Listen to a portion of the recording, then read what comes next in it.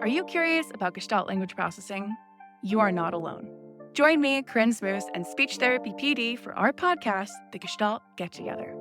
Our episodes try to balance the enthusiasm and excitement about GLP and its associated intervention ideas, as well as a healthy dose of skepticism about how to understand and integrate this paradigm shift into your career and the field at large. We hope that you can get together with us to learn more about Gestalts.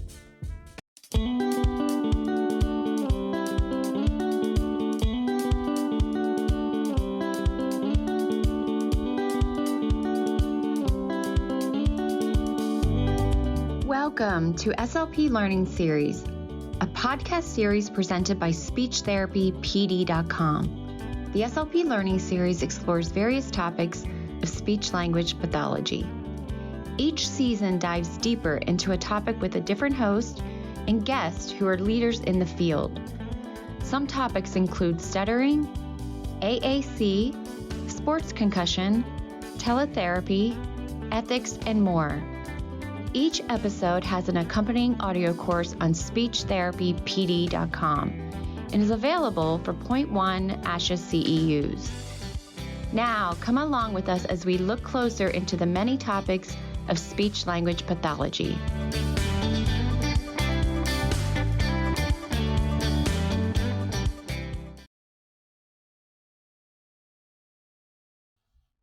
Okay, welcome Dr. McFarland and Yvette. Welcome to Ethics is Essential. Today, we're going to be discussing ethics in international practice. More and more speech-language pathologists have opportunities to engage in international practice. For some, it may come as an invitation to develop or assist with a new speech-language pathology or dysphagia program in a distant country. For others, what starts as a volunteer activity for a few weeks each year may become a longer-term commitment. More and more colleges and universities have overseas programs that offer students academic credit for summer volunteer work with children or adults with communication disorders. As a member of Special Interest Group 17, I'm seeing more graduate students asking questions about clinical fellowship year replacements abroad and how to get certified speech-language pathologists to supervise them during their 9 months of practice. Telepractice also allows speech-language pathologists to provide services for clients in distant countries. Other international opportunities may come via invitations to teach in university programs overseas or consult in the development of programs for educating students for the field of speech-language pathology in other countries. What are the requirements for successful international practice? We know culture may influence how programs are developed and how and to whom services are provided. Though cultures may vary from one country to another, speech-language pathology services provided by certified clinicians must be conducted in keeping with ASHA's Code of Ethics, regardless of where they're provided. What are the challenges for ethical practice away from America? How do we honor our clinical obligations? Our guest today is going to answer that question and several more. Dr. Yvette Hyter is professor of speech, language, and hearing services at Western Michigan University. She's also an ASHA Fellow. She focuses on culturally, linguistically responsive services and macro-level structures affecting participation in daily life. She developed a social pragmatic communication assessment battery for children that is being implemented in the United States, Greece, and Brazil. Dr. Hyter has served in positions regarding culturally responsive practices and competent global engagement at her university, at the American Speech, Language, and Hearing Association, and the International Association of Logopedics and Phoniatrics. As co-director of the nonprofit organization entitled Cultural Connections, Transnational Research and Education Laboratory, Dr. Hyter and her partners develop curriculum units and teach courses in West Africa and the United States about causes and consequences of globalization, on systems, policies, and practices. She and her colleagues have a website that provides information about pragmatics and social communication of African people and the African diaspora. It is www.africansocialpragmatics.net. Dr. Hyter, welcome to All Things Ethics. Thanks for being here with me today to discuss ethics in international practice. It's an interesting topic for very interesting times. You have a practice in West Africa, and you've had quite a bit of international experience as a speech-language pathologist, teacher, and consultant. So I'm very anxious for you to share information from your experiences and expertise about the ethical aspects of international practice. So let's begin with the question I'm sure some of our listeners have. I know our listeners are familiar with the term ethics and the importance of adhering to ASHA's Code of Ethics in their practices here in the United States. What do our listeners need to know about ethics in the practice of our profession in an international setting? Is ethical practice the same all over the world? Thank you for that introduction, Elise. Thank you very much. I'm happy to be here. I do want to make one small correction, is that the name of my department is Speech, Language, and Hearing Sciences at Western. I want to start by saying that how ethics is defined and therefore practice differs based on different ways of knowing, or different, what we call epistemological frames. So these different ways of knowing. These ways of knowing are based on historical experiences and socialization.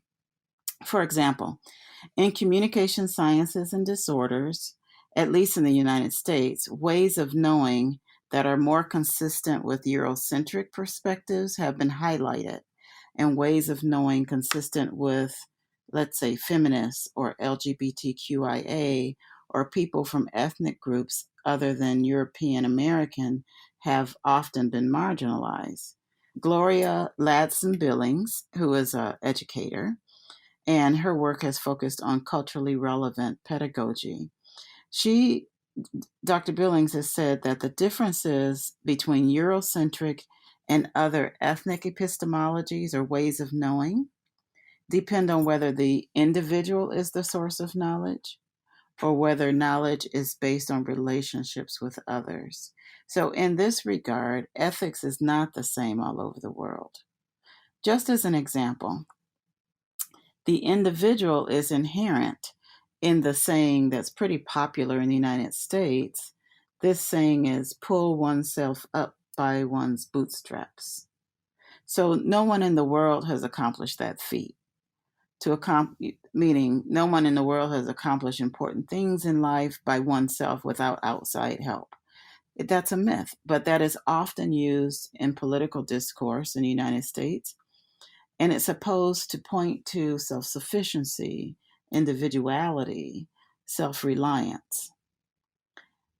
On the other hand, an example of knowledge being contingent on relationship with others is expressed in the concepts and practices of collaboration, interprofessional education, and research. And my own perspective is that these relationship-based knowledge productions occur in a transdisciplinary team. Of course, you can team in all different types of ways, but for me, the transdisciplinary team is the more evolved process of this relationship building work.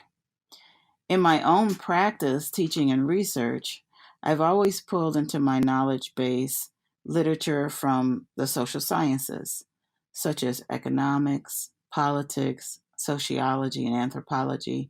I've always read in those disciplines, and I've adapted the definition of ethics that comes from critical social theories. So I've also always engaged in transdisciplinarity. And most of my work is transdisciplinary. So I work with people from disciplines outside of speech language pathology and outside of communication sciences and disorders. From this perspective, from these more critical social theories perspectives,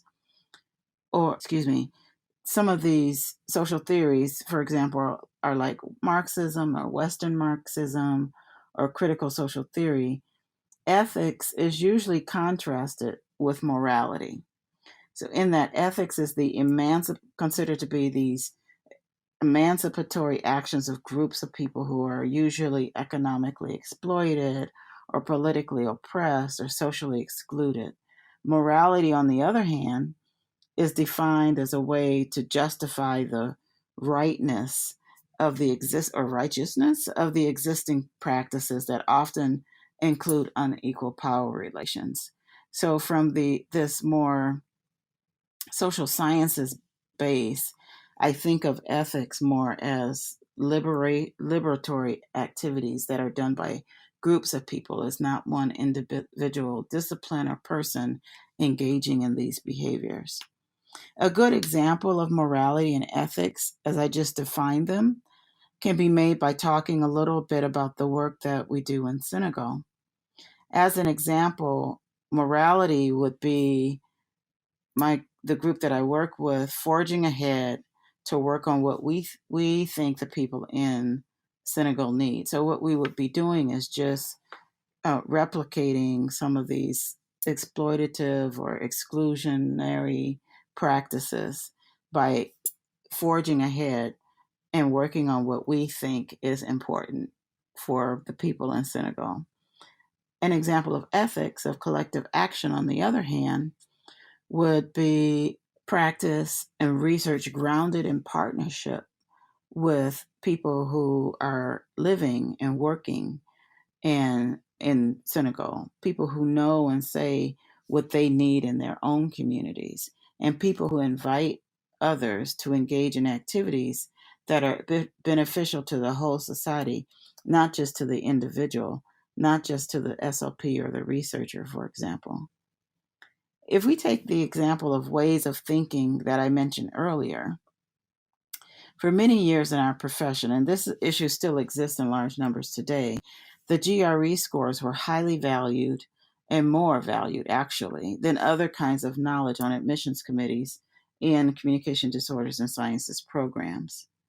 Because the GRE score is quantitative, and I'm using air quotes there. I'll mention that a lot. I use air quotes a lot. That's a parenthesis. So since the GRE score is quantitative, many scholars are more highly value that score than qualitative indicators of knowledge and ability, such as resilience or intellectual curiosity or efforts to seek out experiences that provide exposure to cultures and languages other than one's own. This over-focus on quantitative measures is a very Eurocentric way of thinking that comes from a social theory called positivism.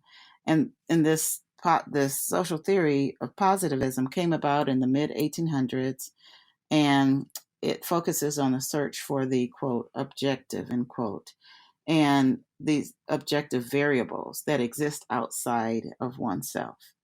And it suggests that quantitative research or data is not subjective, but objective, and that measurable and observable behaviors are the basis of knowledge and skills. So differentiating morality from ethics, or the moral argument, would be that applicants who have a low GRE score are somehow less able to be successful academically and clinically. This moral argument from the more exploitative, oppressive, and exclusive thinking. The ethical argument is that low GRE scores do not determine the real outcome of educational attainment, particularly because they're biased against people of color. They're biased against people who speak more than one language, older women, and people who grew up impoverished. What really determines one's success is grit, resilience, the ability to work with others, and these things are what can help someone be successful in graduate school in this field. So in this way, ethical practice, getting back to your original question, ethical practice is not the same all over the world because what is ethical and moral are not considered to be universal. There's this concept called absolutism, the belief in a single truth, where the belief is that there is one universal or standard of ethical behavior. But in reality, the context or the contexts in which we find ourselves should really dictate that ethical practice. So here's an example. Here's another example of this, how the context could determine ethical behavior and practice. And this example comes from Donaldson in the Harvard Business Review. But before I give that example, I do want to say that I'll be using some concepts that I want to make sure the listeners understand.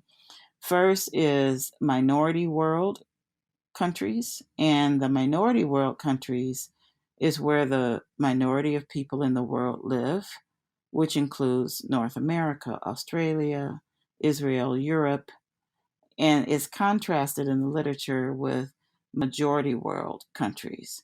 And that's where the majority of the people in the world live, which includes countries in Africa, some parts of Asia, South and Central America, and the Caribbean.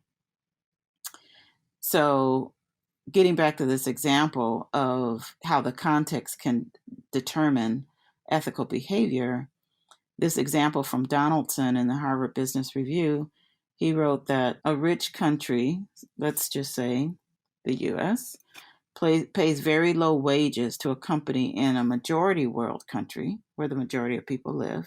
Let's say that would be an example of unethical behavior. But a country in the majority world who accepts low wages from a company in the minority world in order to improve living standards of the people in their country might be considered a more ethical position. And here's an example that's more specific to SLP. So an SLP goes to Mali to help and to set up an SLP practice without first having the historical, political, economic, social history of the people there. That would be an unethical practice. Another SLP goes to Mali after learning and understanding the historical, political, economic, social history of the people in that country, and after making connections with others like educators or community rehab workers or NGOs that are run by Malians, and after having been invited to learn about Malians and the context in which they are living and what they see as their own needs, that's a more ethical position. And I will just end responding to that first question by suggesting that in communication sciences and disorders, we really need to incorporate global ethics into our curricula and practices.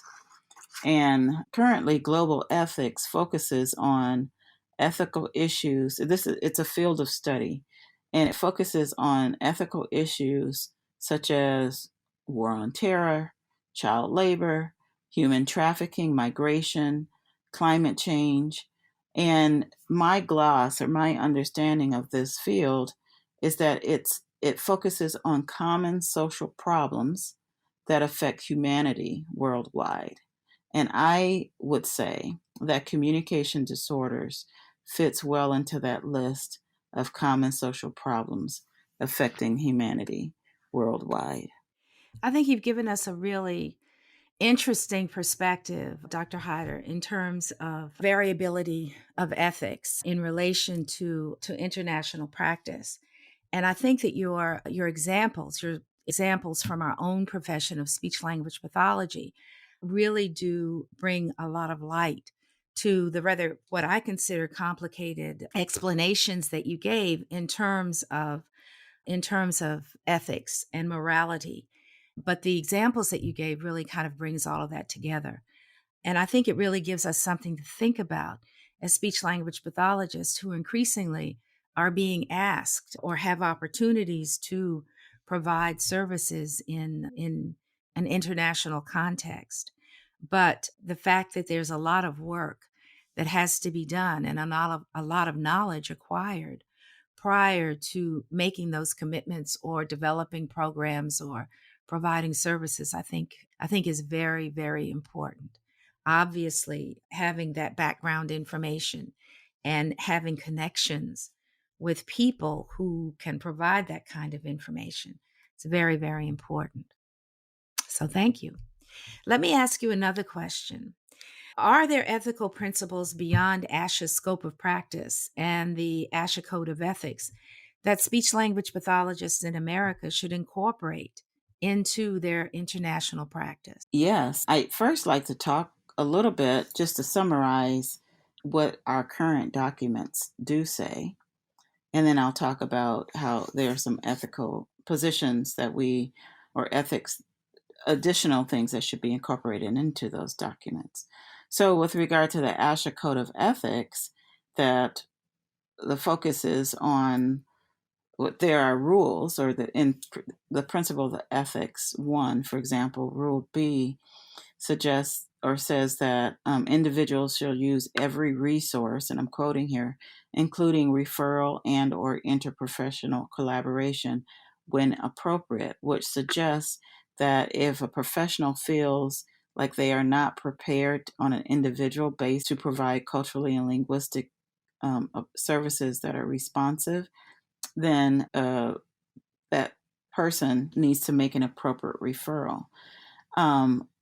Rule C also says that the individual, the SLP, should not discriminate in the delivery of professional services.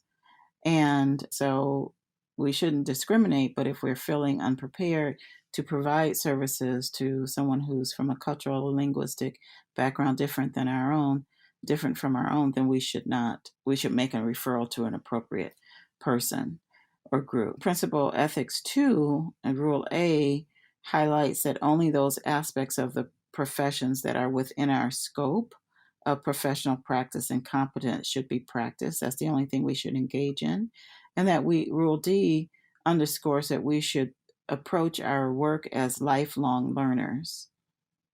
In terms of that was the Code of Ethics. In terms of ASHA's scope of practice, we are committed as SLPs to providing culturally and linguistically appropriate services. And I'll just put a parenthesis here that I would, in my own language, I would usually replace appropriate with responsive. Appropriate, as we know, is culturally defined or conceptualized, and responsive is a more dynamic and less static concept in my mind. So, continuing with the highlighting of the ASHA scope of practice, that we are called to increase national, international interchange of professional knowledge, information, and education. And again, I put a parenthesis here that in my mind, I would gloss interchange as being an exchange, which very clearly suggests a bidirectional relationship between equal partners. So these are people who are on the same, you're perceiving them as being just as knowledgeable as you, who are you're joining together to work together on a common or shared problem. Something else that's in the scope of practice is that our scope of practice is consistent with the World Health Organization International Classification of Functioning Disability and Health, and which provides a standard language or standard framework to use in describing functioning in health. And then it looks at health conditions as well as contextual factors, such as environmental factors or personal factors that might influence the intervention outcome in practice. So just as I mentioned a few moments ago earlier when I was responding to question 1, we really do need, and I'm going to keep coming back to this point, we really do need to incorporate global ethics into our curricula and practices. It would help us as a field acquire the knowledge, skills, and behaviors that my colleagues and I wrote about in our paper called Global Competencies. And specifically, I'm quoting from page 11 of that article, we would gain comprehensive knowledge about global issues, and the ability to critically analyze and apply that knowledge in culturally responsive ways. We'd be able to be critically reflective professionals and use a diverse range of frameworks to examine shared problems. And we'd approach those shared problems from diverse perspectives. And we'd engage in interprofessional practice and education in transdisciplinary and then transnational ways. So this across blurring the boundaries across nations. It would help us just be more effective because we could recognize the cultural context, acquire the strategies and the skills to adapt to the cultural and linguistic differences, and then be responsive to the cultural context and the material context different from our own. And then we could do some reflective thinking about, how we would change our own cultural values or change how we're working to be a better match for the people with whom we are engaged in collective and collaborative work. So, global ethics also focuses on the importance of bridging theory and practice, and practice being broadly defined as the sum of our clinical activities. But it also includes teaching and research. We have, as speech language pathologists and individual, and as our profession, communication sciences and disorders, we have ready access to language learning theories. You start learning those in undergraduate school, throughout graduate school, you use them in clinical practice, but we do not typically examine or employ frameworks or theories that support our global engagement. And that's something that I write about quite often, and so do others like Pillay and Cathard. We write about the importance of changing our frameworks in order to help us practice and engage globally in a more effective and responsive way. So, as a profession, we need to acquire and understand and utilize these theories and frameworks to help us understand totality. That is, the links between social structures in society like history, economic, politics, race, state control, and culture, for example. So it helps us make sense of how all of these social structures are connected and how we can identify causes of common problems shared among peoples around the world. And I'm putting in there this communication disorders and sciences, the importance of communication, and how challenges to being able to communicate might be maintained or might be also thwarted by some of the social structures and how they behave in different contexts and different situations. So, to implement any of these such suggestions that I'm making here, I understand, or I know that we would need to really look at our curriculum content because global ethics and diverse conceptual frameworks for guiding practice and research abroad don't usually show up in our local curricula here in the US or practica until the SLP or the audiologist decides to go out of the country or is invited to go out of the country to engage with others. I was really glad that you incorporated principles and mentioned principles and rules from ASHA's Code of Ethics. And Principle 1, Rule B, you said relates to making appropriate referrals. And I think that's very interesting because, there are situations internationally in which an ASHA certified speech language pathologist may be the only speech language pathologist in the area, and in some instances, even in the country. And so given that possibility, and in some instances reality, what is that speech language pathologist to do if in fact they're confronted with a situation with a person who has a communication disorder that they're not equipped to handle, either culturally or in terms of their training and education and knowledge? Thanks for that question. I think it's a very good question that requires some thought. Often in other countries, I know particularly in not minority, but majority world countries, that SLPs or individuals who work on communication, supporting communication, they're not necessarily certified ASHA SLPs. And sometimes they're community based rehabilitation workers, sometimes they're community members that are working together. When in an international context, I think it's always important for the SLP who's working in an international context to still partner with people who are on the ground doing the work in that particular area.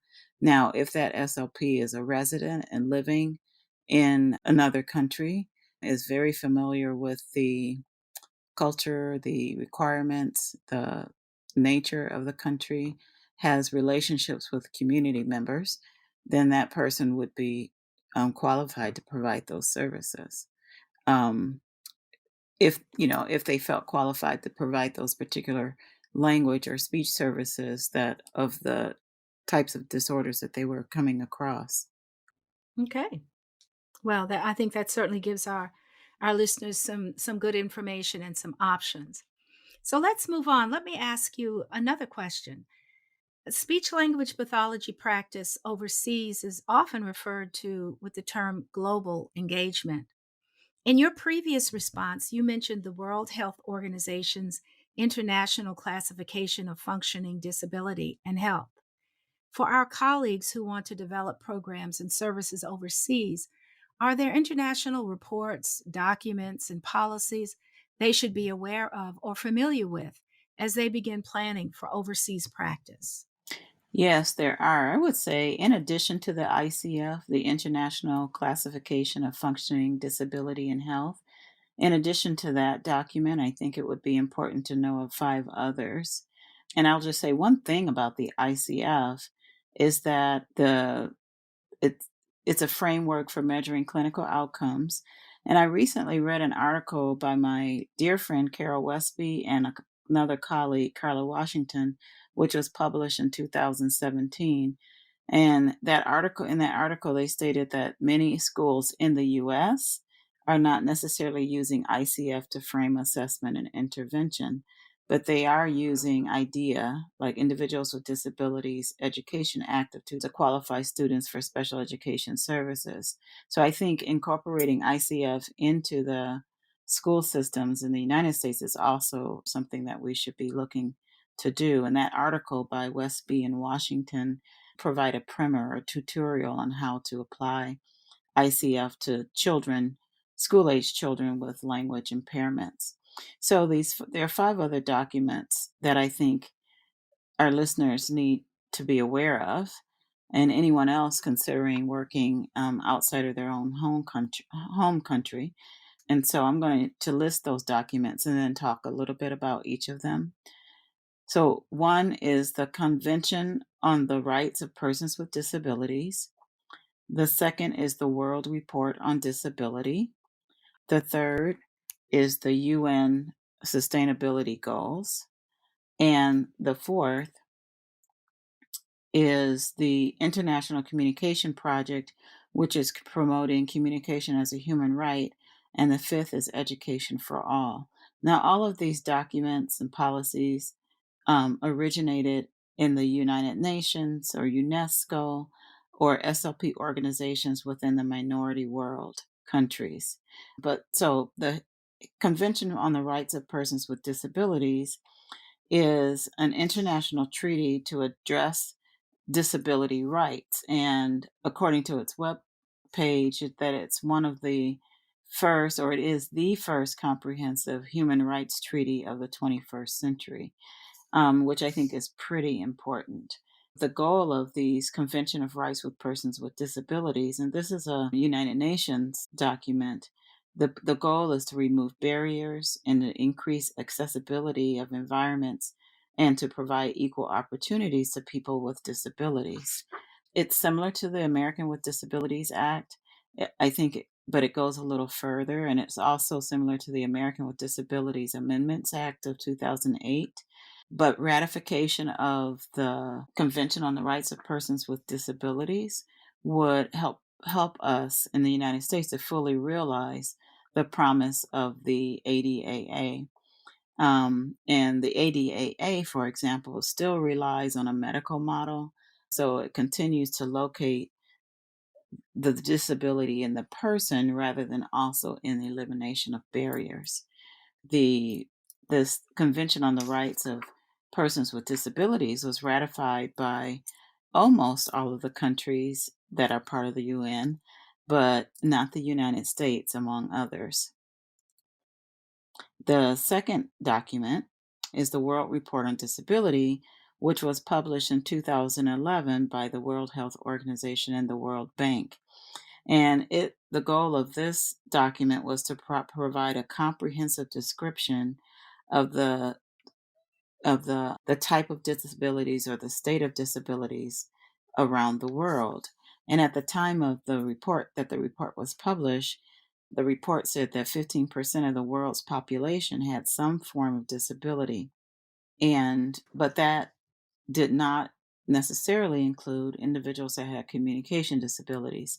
And there have been speech language pathologists who have written about that gap and the need. As a matter of fact, there's a special issue of I hope I have the name right, the International Journal of Speech Language Pathology. I think that came out in 2013 that talks about the impact of the World Health Organization's World Report on Disability and how, as a field, as a discipline, we should be moving forward given that information. The third document is the UN Sustainability Development Goals. Now, these goals were developed by the United Nations, and they are picking up where the UN Millennium Development Goals left off, which the UN Millennium Development Goals were from 2000 to 2015. Only 189 countries signed on to those goals, but this new iteration of the goals, these worldwide goals, the UN Sustainability Development Goals, all countries that belong to the United Nations signed on to this agenda. And it has 17 different goals. Some of them include no poverty, good health and well-being, quality education, reduced inequality. There's 17 different goals that we can talk about if you're interested, but I'll continue. The fourth document is the International Communication Project, promotion of communication as a human right. And so the goals of this project is to advocate for people with communication disabilities and also to raise awareness worldwide about communication disabilities, which I think is very important. And I mentioned earlier in one of the earlier questions that I thought that communication disabilities was one of those worldwide major concerns that everyone should be focused on. So some of the premises of this particular document focused on that communication is vital to life. And this is from its webpage. The communication is vital to life, but is often not considered to be a disability widely. That speech language pathologists and audiologists make a critical difference in the lives of people that have communication disabilities and their families. Early intervention is key, and that communication is a human right. So being able to communicate is a human right. And then the last document that I had mentioned is UNESCO's Education for All.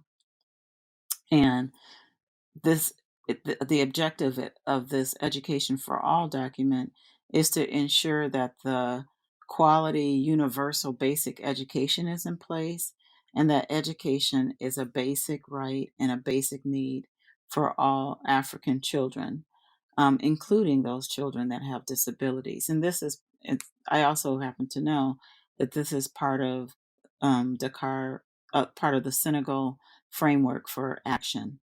And so some of the emphasis is to make sure that every child has basic education or has received basic education.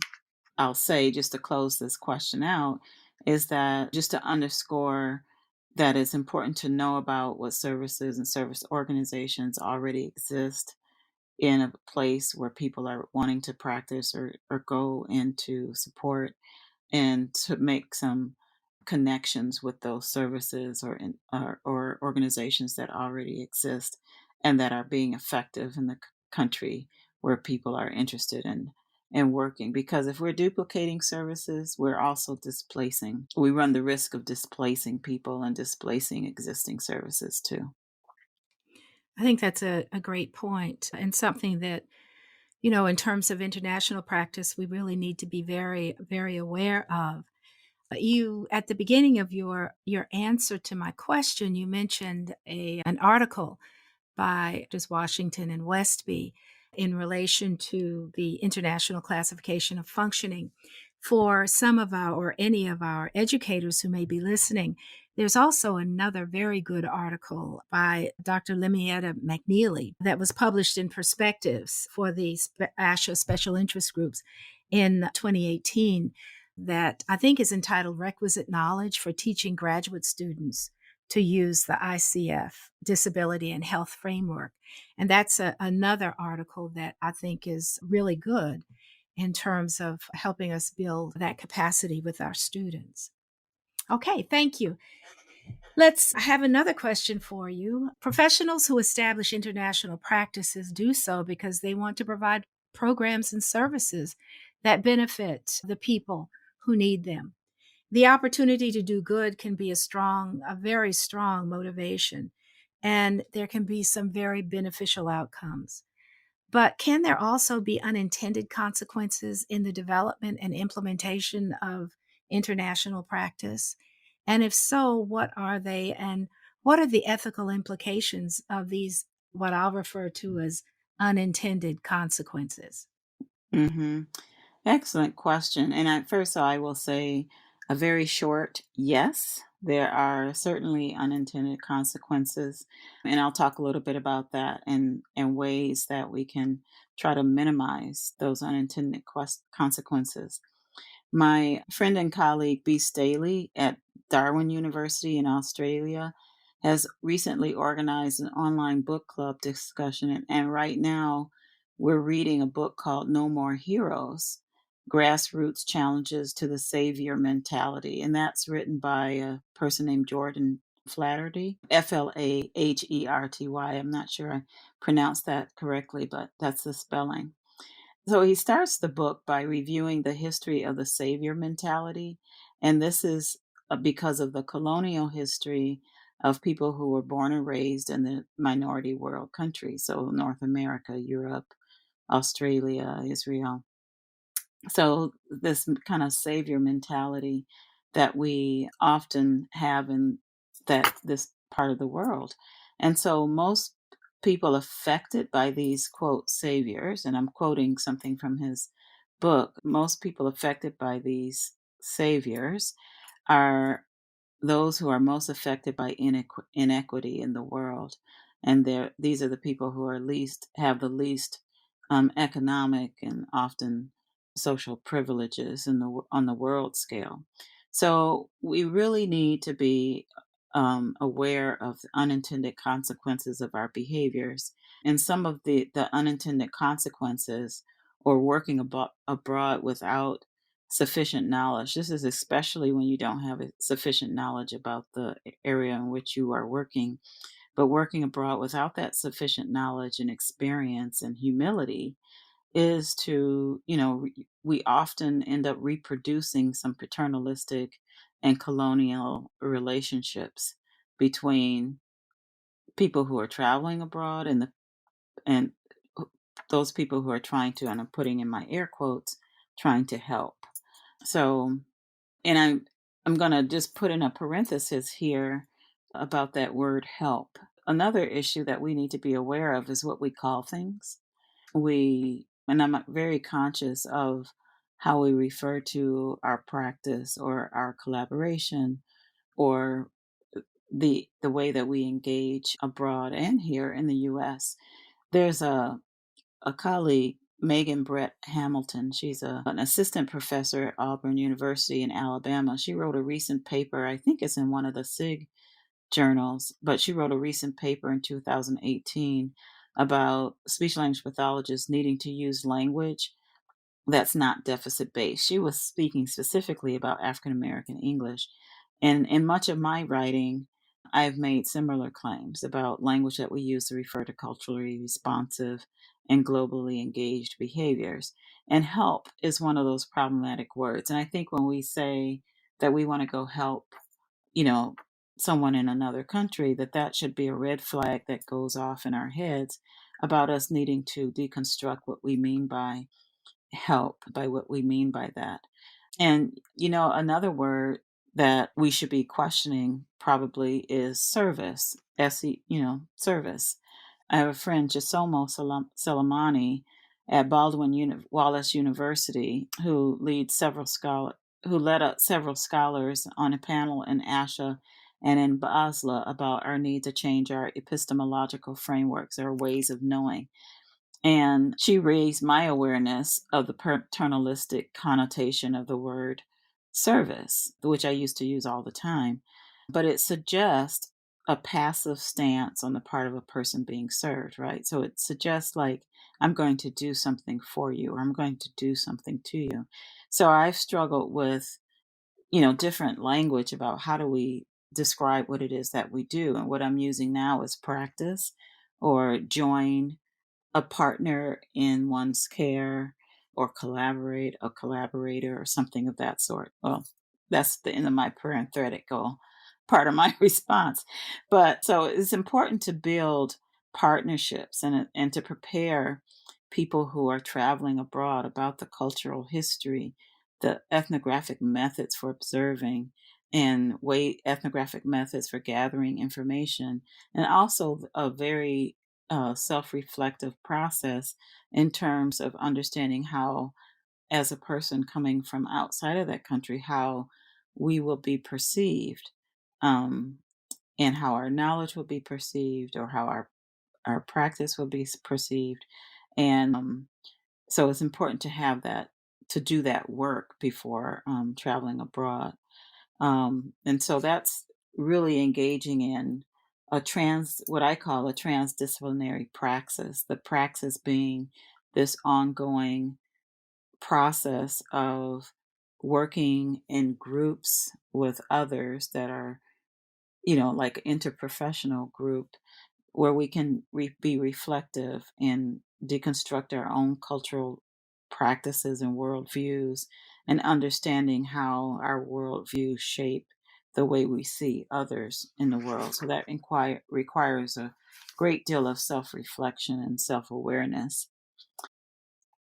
So, some of the ethical implication, or I think probably the primary ethical implication, is that we could be doing harm if we're not evolving, if our practice and our thinking is not evolving with the context in which we find ourselves. Our ultimate goal should always be to behave justly and equitably, particularly because we're in a world that is often unjust and inequitable.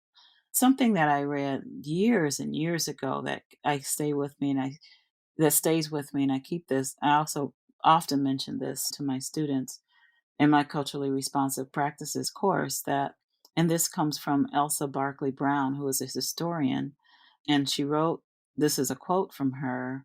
I'm going to paraphrase. I don't have the document right at me to give a direct quote, but she says that, you don't have to be displaced. No one has to be displaced in order to question our own beliefs, our own beliefs and anyone else's beliefs, to center other people's experiences. So we don't have to displace anything. Not trying to get rid of anything that makes up the core of who we are.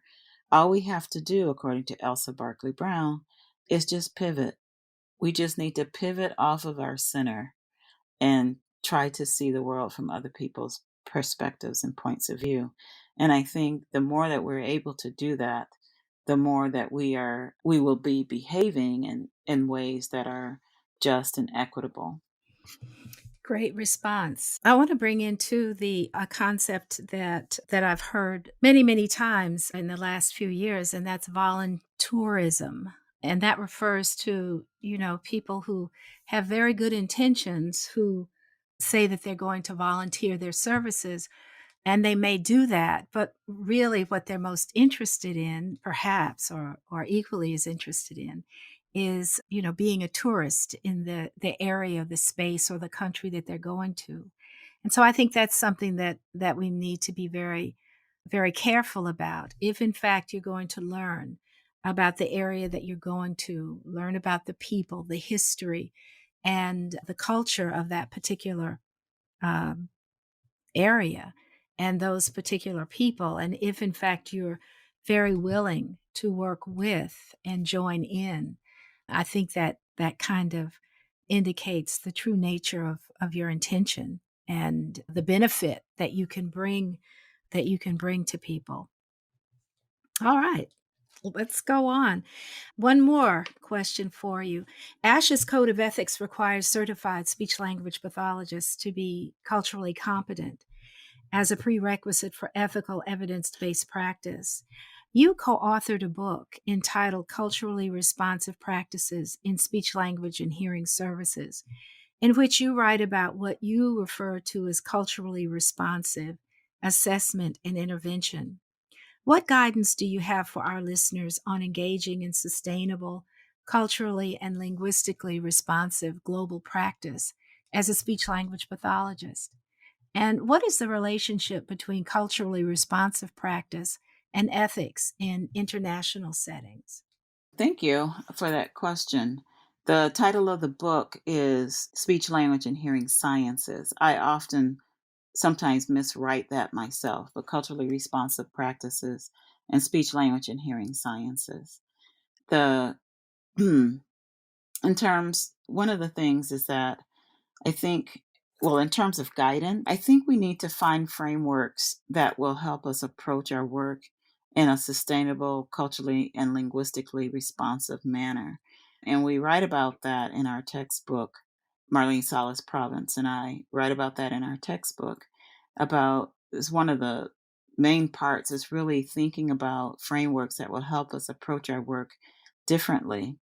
And we need to become familiar with international documents, as we mentioned and talked about earlier.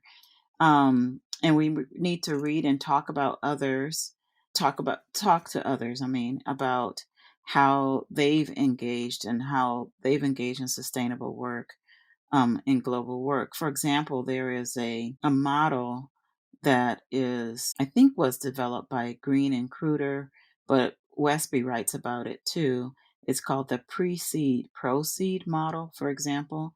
There's a pre-assessment, that's the precede part, where you are engaged with the community and learning from the community what community members really feel is important for them and what they would like to work on to better their communities. And then the proceed is part of that model is to engage in intervention in ways that are fitting the context and the needs, the way that the community said that that would fit into their community, in which it directly addresses their needs. There's also global ethics, I mentioned earlier. I think that really should be incorporated into the educational aspects of communication sciences and disorders. And then we all should be exercising, not just as individuals, but as a discipline, cultural and global humility, self awareness, and reciprocity. And, we talk about that in our textbook too. And I can say more about those concepts as necessary. But then the second part of your question was really the relationship between culturally responsive practice and ethics in international settings. And what I will say about this is that culturally responsive practice and ethics are reciprocal and they're interdependent. I don't think they're separable from each other. So if you're truly engaged in culturally responsive and sustainable practices, then you're behaving ethically. And if you're not engaged in those practices, then you're not engaging ethically. And I think that they're so interdependent, they can't be teased apart. At least that's how it is framed in my own mind. And we need to insist that this, you know, continue to insist in this relationship in our practice, in our curricula, in policy documents that we have in the discipline, culturally responsive practices inform ethical decision making, and ethics can be influenced by culturally responsive practices if this connection is clear and if the connection is also consistent with the organization policy documents as well as certification standards. So we it's so and I also think though that we have a need to revise the underpinnings of communication sciences and disorders. And I know that's a big ask for us to kind of rethink rethink the foundations of what we're standing on. But I think, we need to adapt these more fluid and more responsive frameworks in order to be able to do just and equitable practice and sustainable practice that in these other frameworks from other disciplines often, or even reworking our own foundations, will help us in ways that we haven't yet as a field contemplated. And I think your point about more fluid perspectives or foundations is particularly important in terms of the international setting, where many things are different. Everything from the culture to the facilities to people's knowledge about communication disorders to their acceptance of intervention and rehabilitation. And so I think, especially when you find yourself in an international setting where all of these things have to be considered, you do have to be nimble and you do have to be able to adapt to what you find as well as incorporating what you know. But as important as incorporating what you know in terms of rehabilitation and speech language pathology and intervention is, being able to put all of that together with not only what the needs are, but what people's expectations are, both personally and culturally. So that nimbleness does become really, really important, Hmm. very important. And I do want to just underscore another, I mean, a point I'm sure I've probably made during the time that we were talking and that we've talked about, but just to underscore it is to that we are a discipline that focuses on evidence-based practice, and we look to our language. For example, if you're a language practitioner or a language child language person, for example, we look to our language learning theories to help guide our practice, our assessment, how we would assess and how we would intervene. And there are even textbooks, all of our textbooks include those language learning theories. And there are textbooks that also are focused on theories about intervention, what intervention processes work and which ones don't. And I just think we need to do the same due diligence about how we work, how we do globally responsive and I'm sorry, culturally responsive and globally sustainable work. We need the same kind of guidance that we have in terms of how we address our professional practice in terms of like what assessments we would use with a particular client and what interventions we would use in a particular setting or with a particular client or a particular need. We need the same type of guidance, so we need to look at different frameworks and ways of knowing that will help us, you know that will help provide a roadmap for us as a field, as a discipline, of how do we engage in, how does we can say we want to engage in culturally responsive work and globally sustainable work, but what are the steps? What's the pathway? What's the roadmap for actually getting there? Is something I think that we need to continue to develop. Those kind of frameworks are very far and few between in our discipline.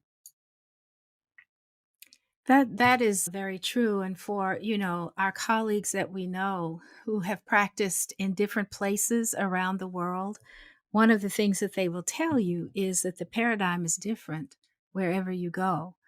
And so that is, in terms of ethics and ethical practice, that becomes very, very interesting and in some instances very challenging. But I think that you have certainly given our listeners much to think about and a lot of good information and guidance. So I want to thank you so much. You've really been a very wonderful guest. Sharing your firsthand experiences and the information that you've gained from your international practice and relationships has really been very, very informative. I really appreciate you sharing this timely and important information about ethics and ethical practice in international practice, because ethics is essential. Thank you, Elise. Thank you. Thank you very much.